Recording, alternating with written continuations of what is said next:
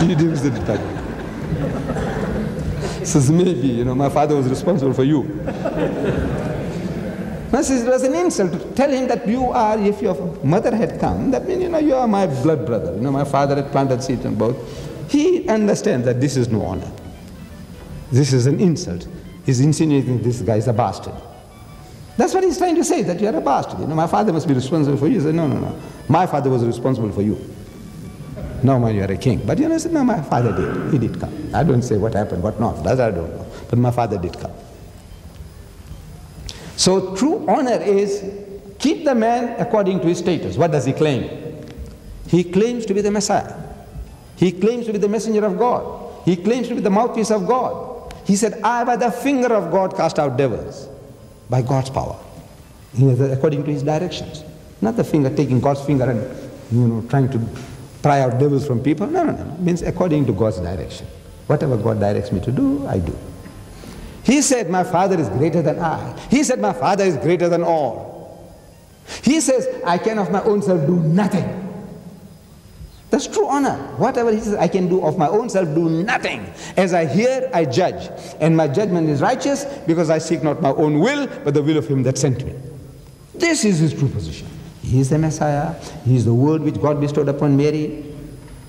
He was born miraculously. He gave life to the dead by God's permission. He healed those born blind and the lepers by God's permission. Stay with that. Stay with that. Don't go beyond.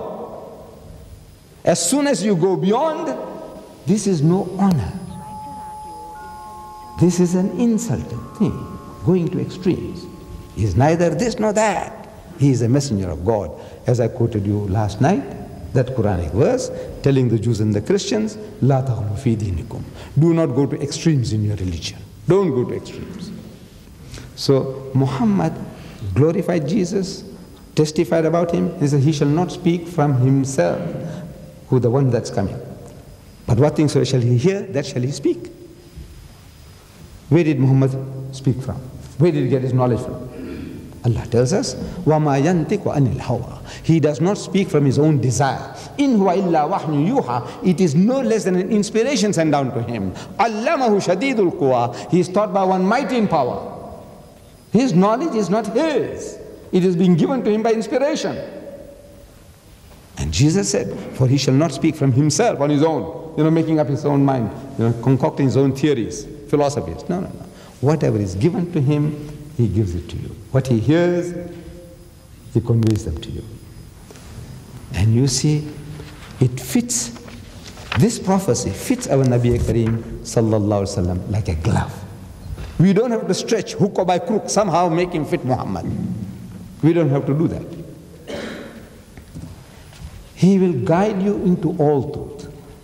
As I said, every problem besetting mankind, come, ask. I will end with one example. I can give you many, but one example.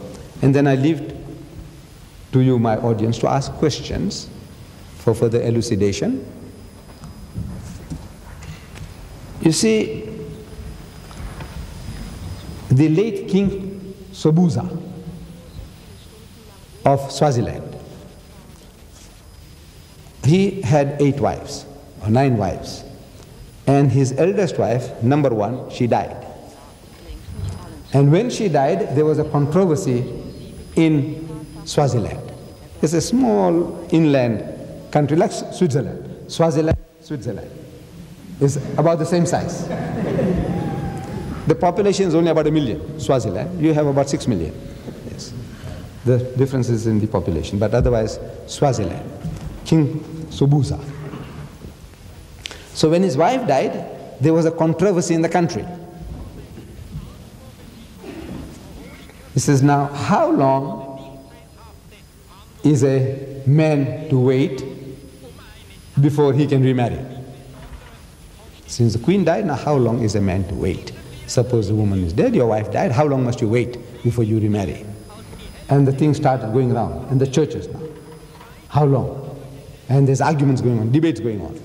But before long, this debate changed to how long is a woman. He said, look, the king has still got 8 more wives, so it's not a problem. What are you worried about? Why controversy? Why wasting time, energy? Now let's talk, how long is a woman to wait if the husband dies? Controversy. All the churches, Roman Catholic Church, Anglican Church, Jehovah's Witnesses, Assemblies of God. Shh. You just imagine the names that they are there among the Africans. And they're arguing and debating. So the king says, no, this is no good. I want to call up a synod. All the churches must get together now and discuss this, debate this. So there was a Swazi gentleman, Musa Borman. He died. May Allah give him Jannat. He was a Swazi. And this Swazi invited me from Durban. South Africa says, come. You know, he's calling, the king is calling all the churches. And well, we Muslims, well, we are in also another church. We are Muslims. So he says, we must be also represented. So I said, all right, I'm coming. So I went. And we were accommodated in the king's kraal, open ground, and the debate started. How long is a woman to wait after the demise of her husband for her to remarry? How long? We sat on the ground, in the grass, from morning 7 o'clock, and it's carrying on, 8, 9, 10, 11, 12, 1, 2, 3, 4, 5. And the Africans, great orators. Everyone a potential Billy Graham or Jimmy Swaggart. Every one of them. The Africans are born orators. So one comes along and he makes a point. Let's say 3 months. And everybody says, hooray, hooray. Well done. The next guy comes along, he says, polish. Polish means porridge, means rubbish. What this guy spoke is all rubbish. And he makes a point. 6 months. The woman must wait. The next guy comes along, he says, polish. This porridge. This is all rubbish. Garbage, what the guy was speaking. And he makes a point, he says 12 months. And on. From 7 in the morning, no breakfast, no lunch. The Africans can take it. Our Nigerian brother is here. He's not here tonight. I think he had enough last night. So, my turn came at 5 in the evening.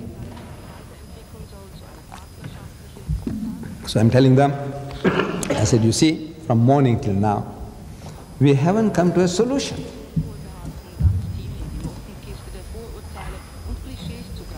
Reason? I said, you're quoting the Old Testament, you're quoting the New Testament, you're quoting the New Testament, you're quoting the Old Testament. And the answers are not there. You haven't got the answer there. The answer is in the last testament. And I did this. Last testament. And they got the shock. Never heard a word like that before in their life. You see, they know Old Testament, New Testament. Old Testament, have you heard of a last testament? No. We say this is the last testament, the last and final revelation of God to mankind. The answer is here. Where did this come from? So look, wait. But the answer is here. And you don't have to reason. You don't have to deduce. You don't have to argue. You don't have to debate. The answer is here. And I opened Surah Baqarah, verse number, chapter 2, verse 2 to 3 or something like that. It reads, if any of you die and leave widows behind, they shall wait concerning themselves 4 months and 10 days. Do you want an interpreter for that? You want an alim, sheikh, imam to tell you what it means? 4 months and 10 days. No arguments. 4 months and 10 days. When they have fulfilled the term of waiting, the women, there is no blame on you if they dispose themselves in a just and reasonable manner. And God is well acquainted with what ye do. There is no blame